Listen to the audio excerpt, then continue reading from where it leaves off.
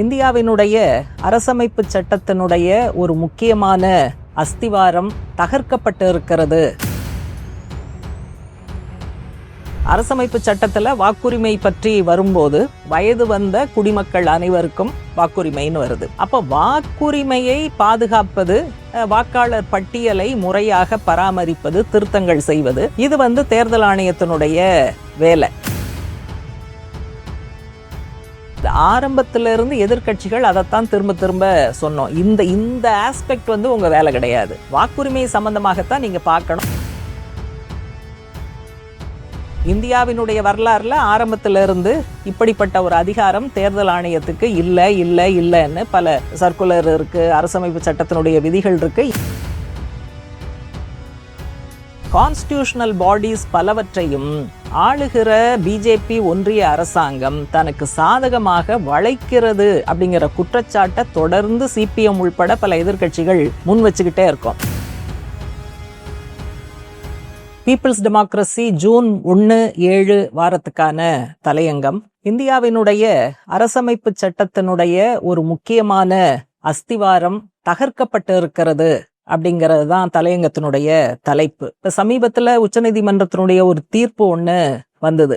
பீகார்ல தான் SIR, special intensive revision of electoral roll, அது முதல்ல அங்கதான் நடந்ததுன்னு நம்ம எல்லாருக்குமே தெரியும். அது அங்க அமல்படுத்தப்பட்ட போது நிறைய கேள்விகள் வந்தது, நிறைய சிக்கல்கள் வந்தது. அது சம்பந்தமாக உச்சநீதிமன்றத்துல வழக்கு தொடுக்கப்பட்டிருந்தது.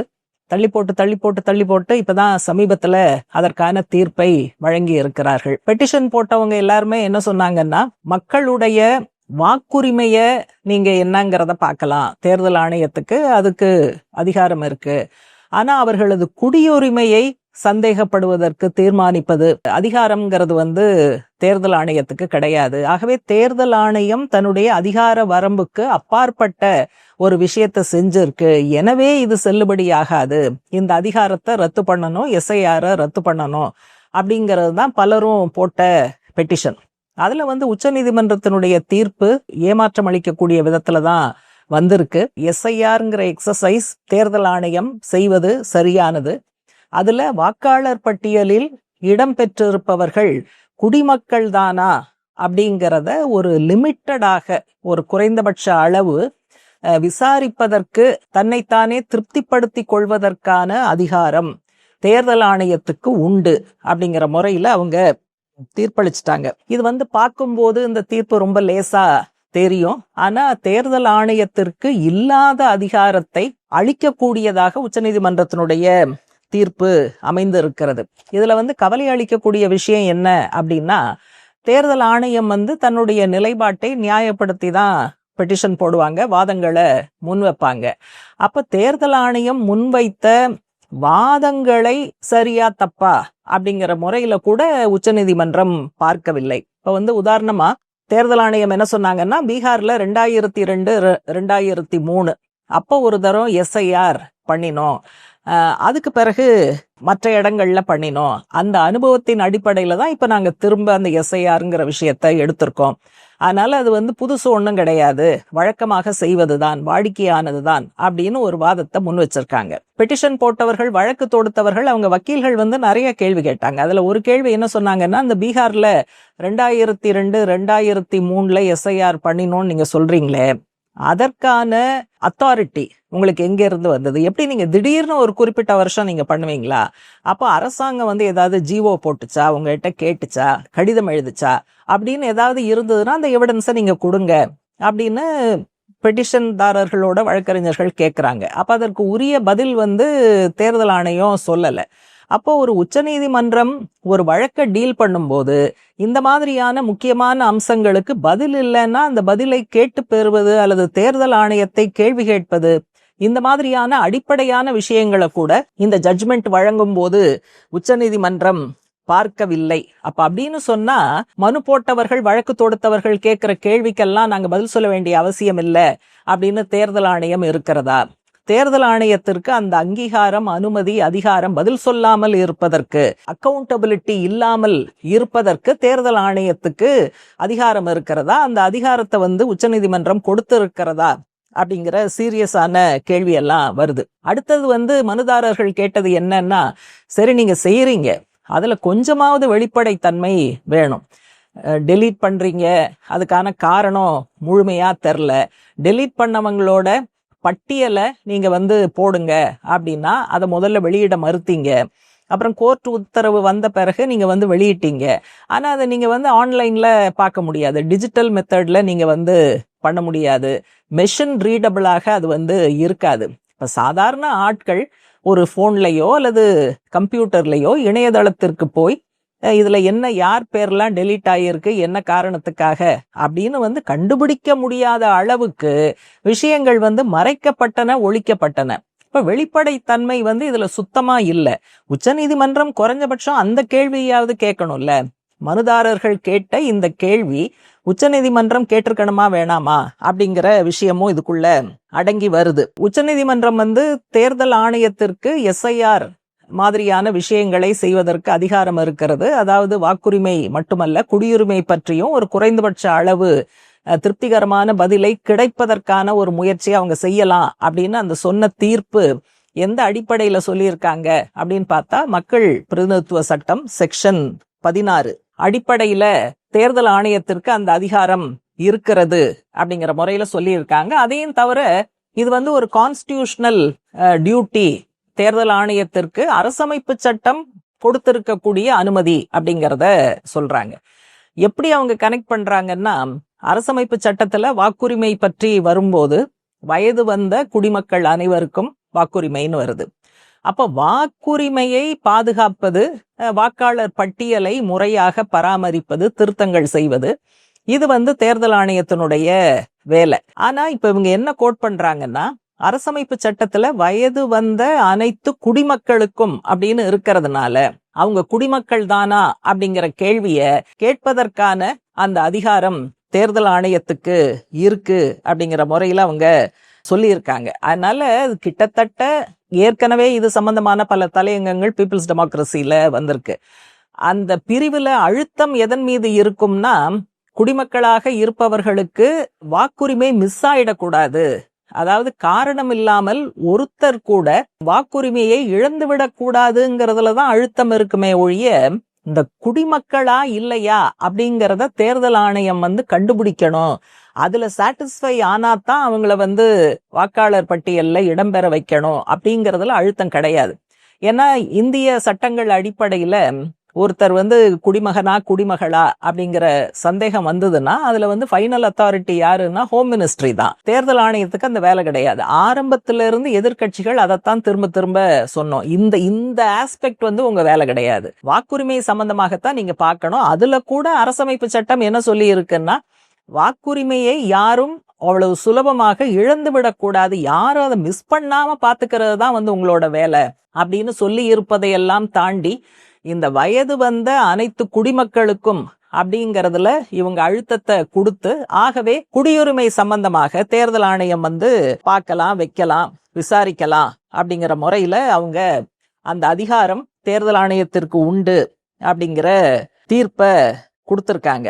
இந்தியாவினுடைய வரலாறுல ஆரம்பத்தில இருந்து இப்படிப்பட்ட ஒரு அதிகாரம் தேர்தல் ஆணையத்துக்கு இல்லைன்னு பல சர்க்குலர் இருக்கு, அரசமைப்பு சட்டத்தினுடைய விதிகள் இருக்கு, எல்லாம் பல முறை பேசப்பட்டாலும் கடைசியில் அதையெல்லாம் தாண்டி உச்சநீதிமன்றம் இப்படி ஒரு தீர்ப்பை அளித்திருக்கிறது அப்படிங்கிறது கவலைக்குரிய விஷயம். ஏன் வந்து இதுல இவ்வளவு தூரம் நம்ம வந்து திரும்ப திரும்ப இத சொல்ல வேண்டி இருக்குன்னா, ஒரு 27 லட்சம் பேரோட வாக்குரிமைங்கிறது மேற்கு வங்கத்துல பறிக்கப்பட்டிருக்கு, மேற்கு வங்க சட்டப்பேரவை தேர்தல் நடந்த போது. இப்ப அதுல முக்கியமா தேர்தல் ஆணையத்தை ஏன் வந்து குறை சொல்றோம்னா, இந்த எஸ்ஐஆர் விவகாரம் போதுமான கால அவகாசம் இல்லாம கால்ல சுடுதண்ணி கொட்டிக்கிட்டா மாதிரி அவசரமா 1 மாசத்துல பண்ணணும், 2 மாசத்துல பண்ணணும்னா இந்த எக்ஸசைஸ்லாம் வந்து பல காலம் பிடிக்கும். அப்ப நீங்க அவசரமா பண்ணினாலே என்ன அர்த்தம் அப்படின்னா, நேரம் இல்ல, ஆகவே டெலீட் பண்ண.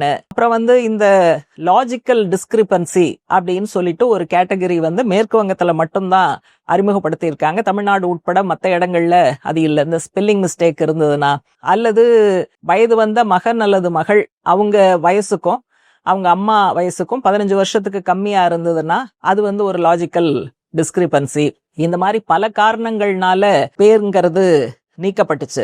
அப்போ போதுமான கால அவகாசம் இல்லாமல் இவ்வளவு அவசரமாக செய்ததுல என்னன்னா பல லட்சக்கணக்கான வாக்குரிமைக்கு தகுதி படைத்த பலருடைய பெயர் வாக்காளர் பட்டியல்ல இருந்து அகற்றப்பட்டது அப்படிங்கிறது. அப்ப இதெல்லாம் அட்ஜூடிகேட் பண்ணணும் அப்படிங்கறதுனால அதுக்கும் ஒன்னும் நேரம் இல்ல, ஆட்கள் இல்ல, அதிகாரிகள் இல்ல. ஆகவே கோர்ட்டே முன் நிறைய இதுக்காக ட்ரிபியூனல்ஸ் வச்சாங்க.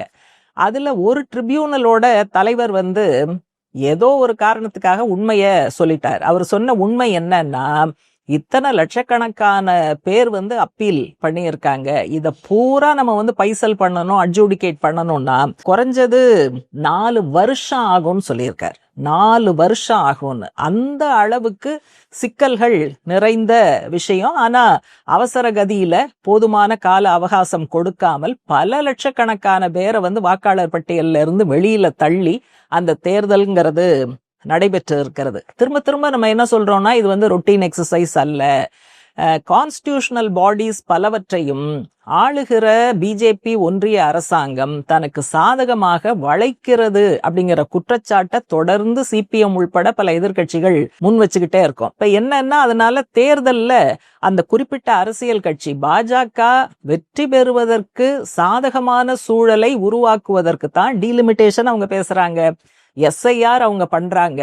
இது எல்லாத்திலையுமே தேர்தல் ஆணையம் ஒரு கருவியாக அவர்களால் பயன்படுத்தப்படுகிறது அப்படிங்கிற முக்கியமான அரசியல் அம்சத்தை நம்ம எஸ்ஐஆர் பற்றி பேசும்போது இணைத்து பார்க்காமல் வெறும் தேர்தல் ஆணையம் அவங்களுக்கு அதிகாரம் இருக்கா இல்லையா அப்படின்னு மட்டும் நம்ம பார்க்க முடியாது.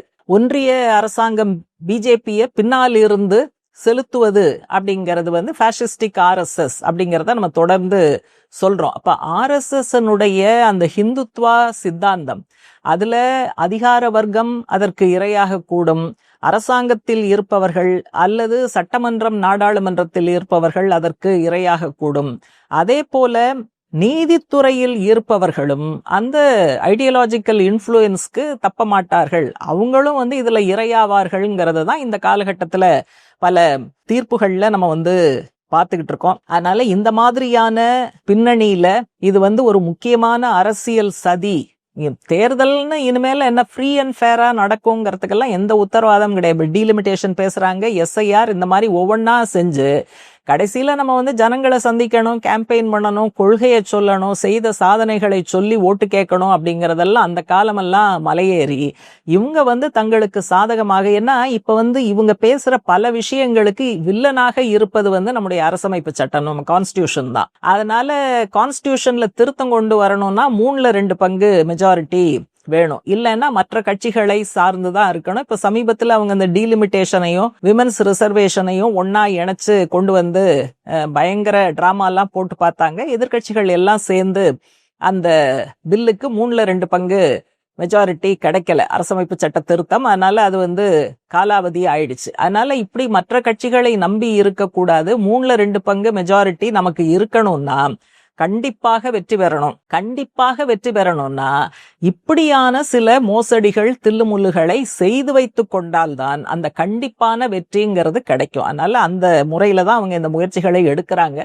அதனால எஸ்ஐஆருக்கு எதிராக அல்லது தேர்தல் ஆணையத்தினுடைய வரம்பு மீறிய செயலை பேசுவதற்காக அல்லது உச்சநீதிமன்றத்தினுடைய இந்த தீர்ப்பை பற்றி விவாதிப்பதற்காக நம்ம முயற்சி செய்யும் போதெல்லாம் இது ஒரு அரசியல் சதிங்கிற அந்த ஆழமான அம்சத்தை மனதில் வைத்து இதை கடுமையாக எதிர்ப்பதற்கு மக்கள் வீதிக்கு வர வேண்டும் அப்படிங்கிற வேண்டுகோளை இந்த தலையங்கம் முன்வைக்கிறது.